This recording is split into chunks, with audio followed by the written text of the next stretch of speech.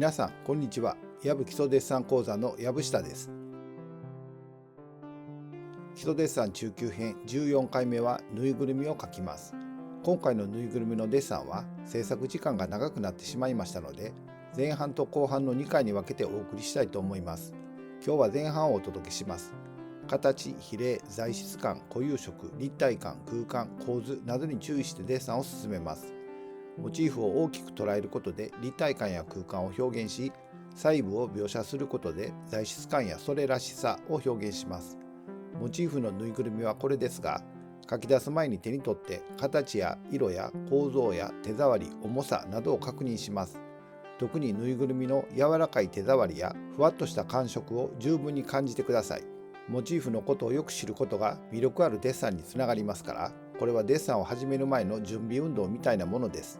画用紙は八つ切りの大きさ 38cm×27cm と、鉛筆は三菱ユニの 2H から 4B までの濃さの鉛筆を使いました。また鉛筆の濃さは鉛筆ホルダーに表示していますから参考にしてください。動画の再生速度も画面中に表示しておきます。それではぬいぐるみのデッサンを始めましょう。当たりを取ります。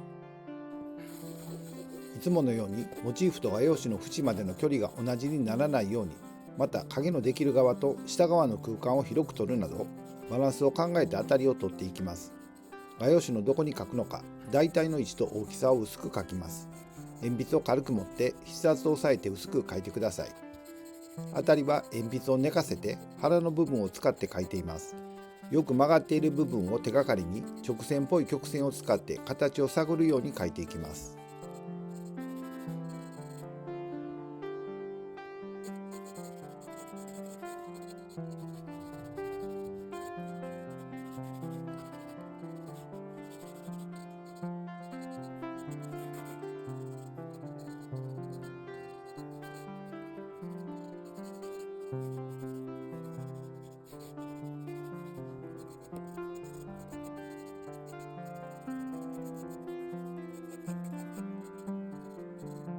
形を描いていきます。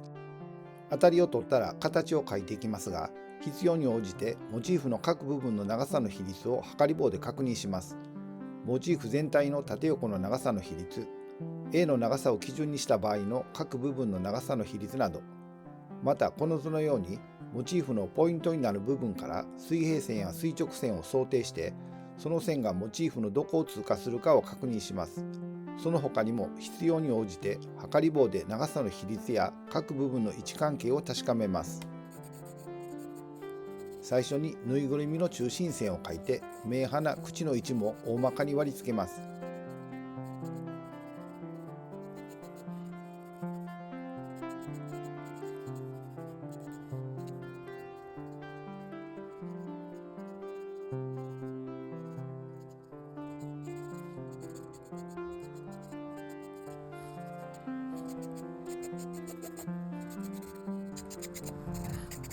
当たりの線から各部分の位置関係や大きさに注意して形の線を描いていきます。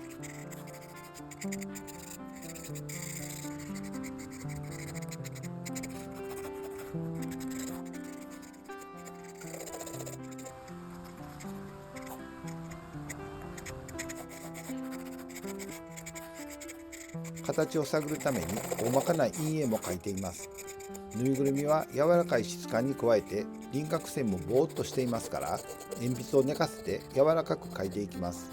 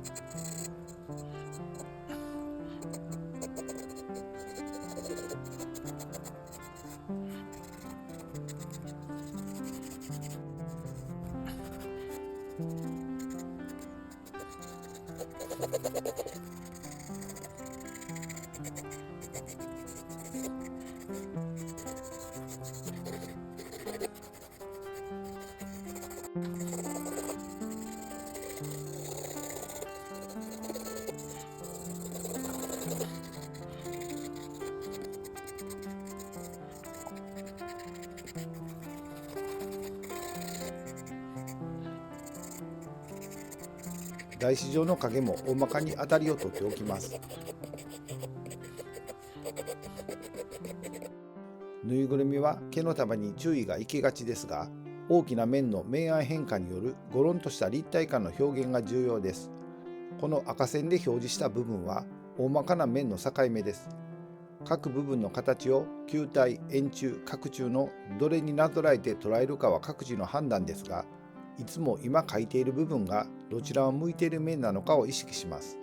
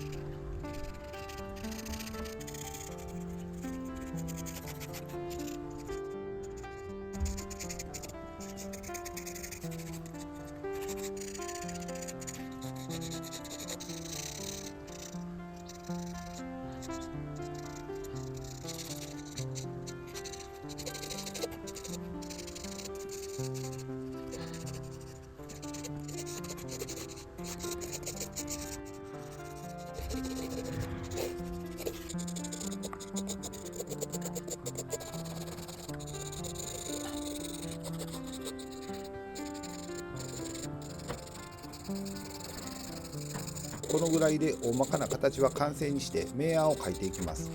最終的な輪郭の形は中の明暗を描きながら決定していきます。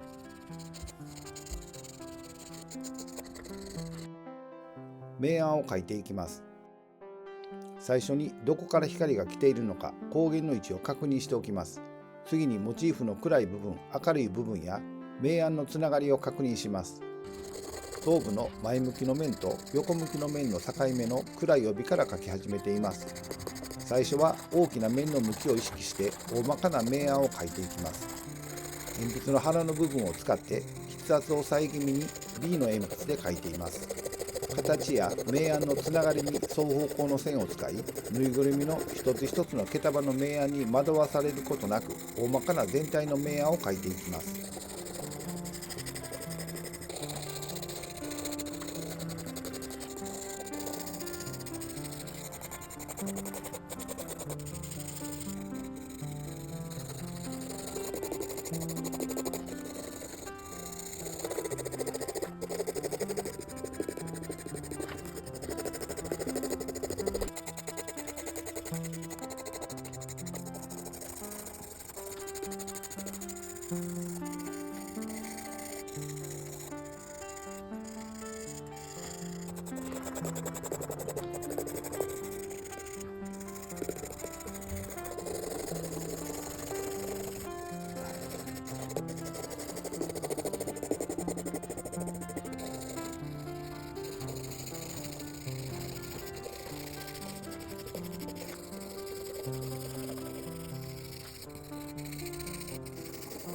台紙状の影も遅れないように描き始めます。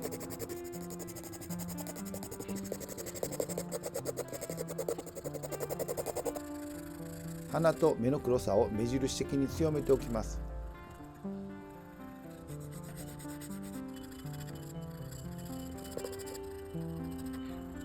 面の境目の暗さに注意して全体的な明暗をさらに描いていきます。この段階ではぬいぐるみの立体感の表現に重きを置きます。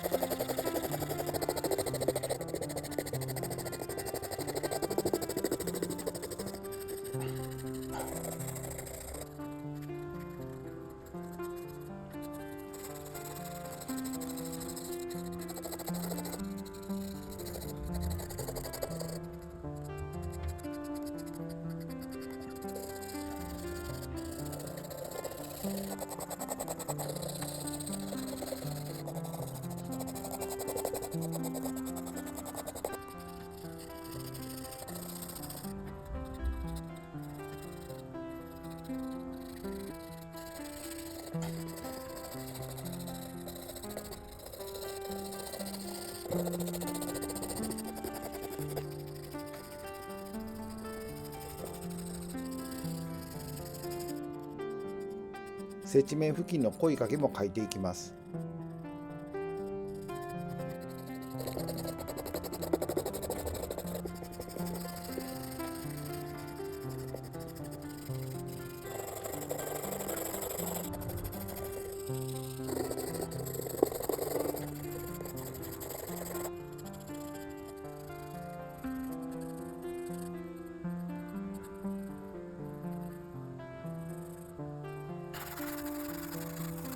殺筆を使って影側の色味を鈍くなじませます。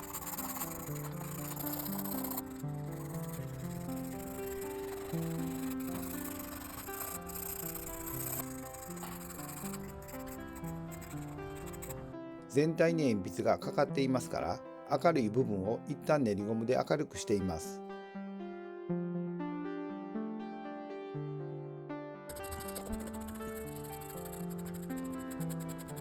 大きな面の明暗変化による立体感の表現とともに、アクセント的に目立つ暗い毛束の陰影の部分も描いていきます。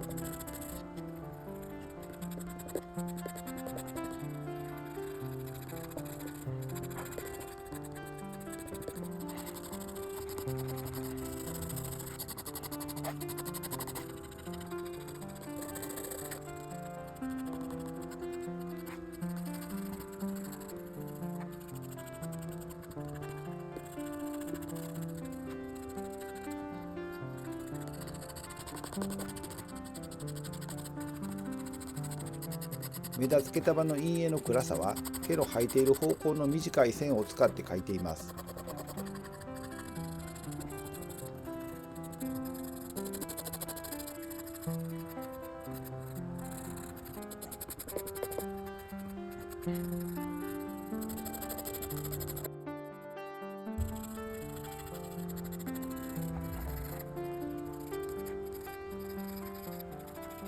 毛束の表現が続きますが、今描いている部分がどちらを向いている面に所属するのか、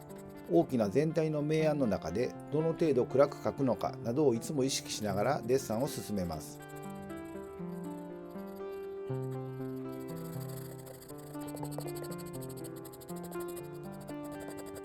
向こう側に回り込む輪郭線付近はぼーっと弱めて描いておきます。特にぬいぐるみのような毛羽立った肌質のモチーフは明瞭な輪郭線を描くことはできませんから、強くなりすぎないように注意します。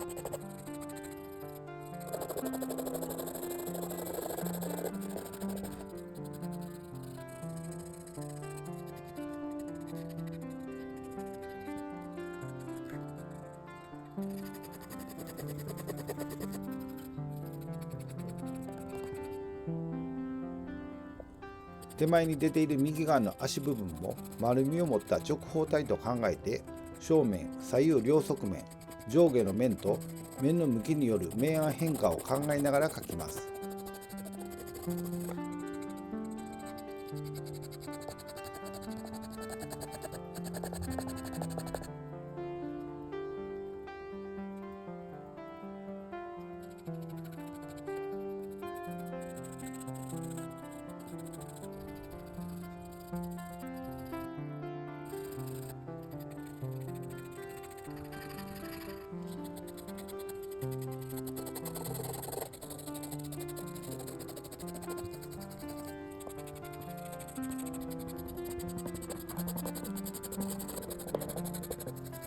左足部分も同様に面の向きによる明暗変化を考えながら描きます。左右の足も胴体部分も接地面付近の下を向いている面には反射光が当たり、ぼーっと明るくなっています。接地面の影や台紙上の影も遅れないように描いて、ぬいぐるみの下向きの面の反射光による明るさを表現していきます。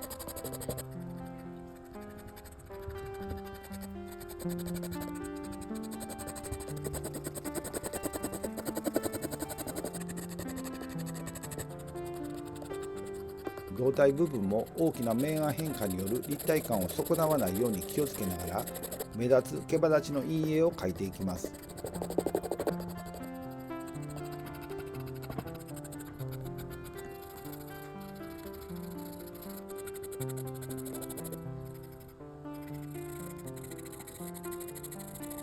腕の部分も同様に、面の向きによる明暗変化を描くと同時に、目立つ毛羽立ちの陰影を描いていきます。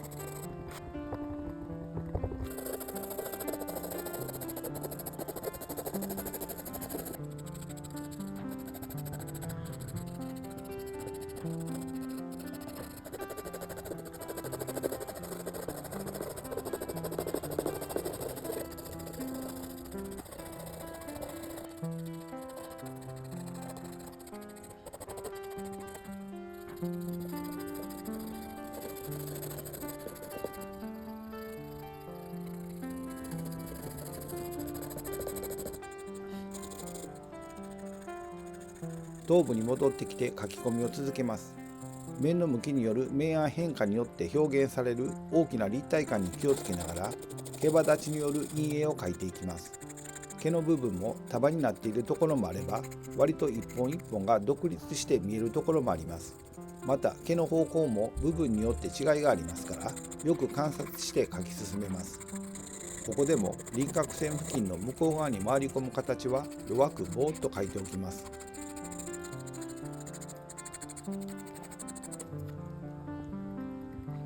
消しゴムで明るいところを白く描くという作業も加わってきます。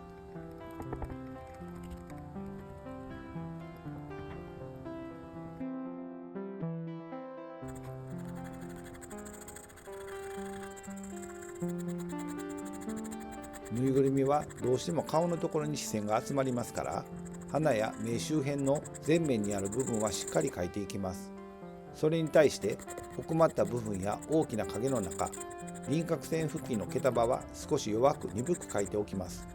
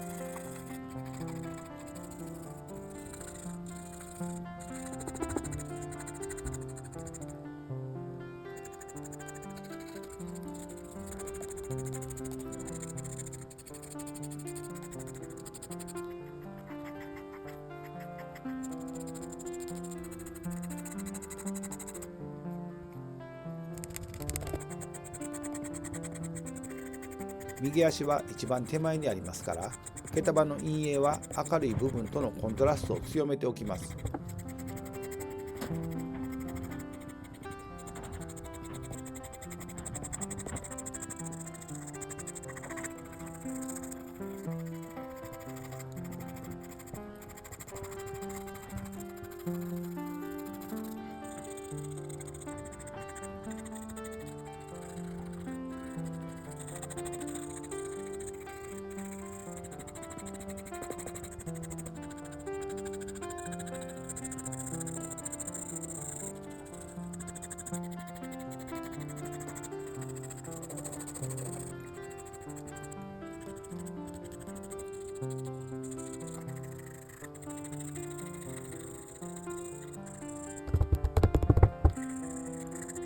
胴体部分も場所によって毛束の向きも毛羽立ちの様子も違いますから、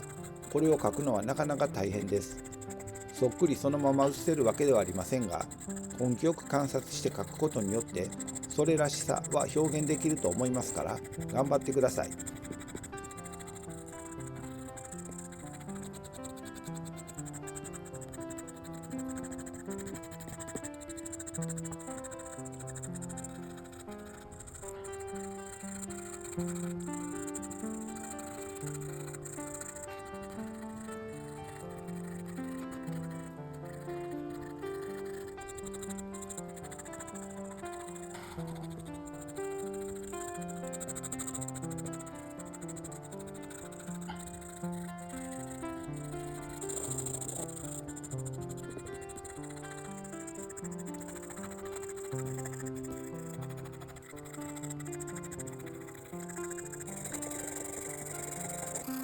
必要に応じて影側の色味を達筆で押さえていきます。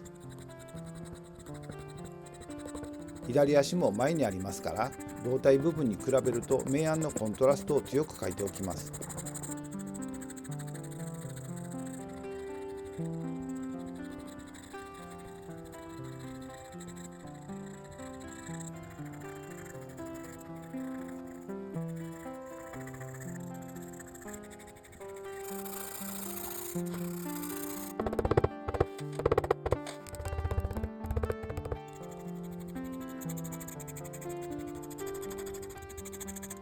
筆部分も同様に面の向きによる明暗変化を描くと同時に、目立つ毛束の陰影を描いていきます。輪郭線付近の毛束は少し弱く鈍く描いておきます。全体に色味がついてきたので、ここで毛束の明るい部分を消しゴムや練りゴムでデッサンするつもりで明るくしていきます。デッサンは細部を描くことで全体の明暗の不備が見えてきたり、また全体の明暗を描くことで細部の描写の不足が見えてきたりします。全体から細部へ、細部から全体へと行きつ戻りつデッサンは進みますと毎回お話ししていますが、このぬいぐるみのように形そのものは変形した幾何形態の組み合わせで単純なのですが、表面の細かな毛束の描写が煩雑なモチーフは油断すると細かい部分を描いているうちに全体の大きな明暗による立体感が崩れたりすることがありますから、常に全体と細部を意識しながらデッサンを進める必要があります。そういう意味では良いモチーフと言えます。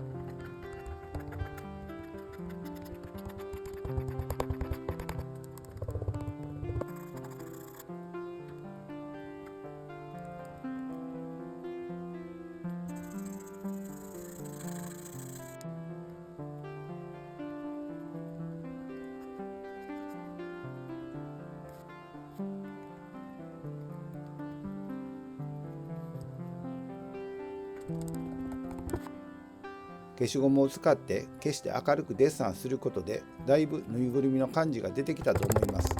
まだまだこれで半分くらいの完成度というところですが、前半はここまでにしておきます。後半はこれを起点にしてさらに書き込んでいきたいと思います。はい、皆さんいかがでしたか？ぬいぐるみのデッサンの前半はここまでにしておきます。後半はさらに書き込みを進めますから、ぜひご視聴ください。それでは今回の要点をまとめます。1、形は直線っぽい曲線で描く。形を描くときはよく曲がっている部分に着目して直線を使って大まかに描き、その後自然な形に修正します。2、各部分の形を単純な幾何形態になぞらえて大きな面の明暗変化によるゴロンとした立体感を常に意識します。3、毛束はよく目立つものから描き始め、それが所属する大きな面の明暗の中に収まるように描きます。4、毛束の明るい部分は消しゴムでデッサンするように明るくします。5、毛束は根気よく観察して描くことによってそれらしさを表現します。はい、皆さんお疲れ様でした。今回の説明は以上です。次回はぬいぐるみのデッサンの後編をお送りします。チャンネル登録、グッドボタン、コメントもお願いしますね。それでは今日はこれでおしまいにします。また次回の動画でお会いしましょう。皆さんごきげんよう。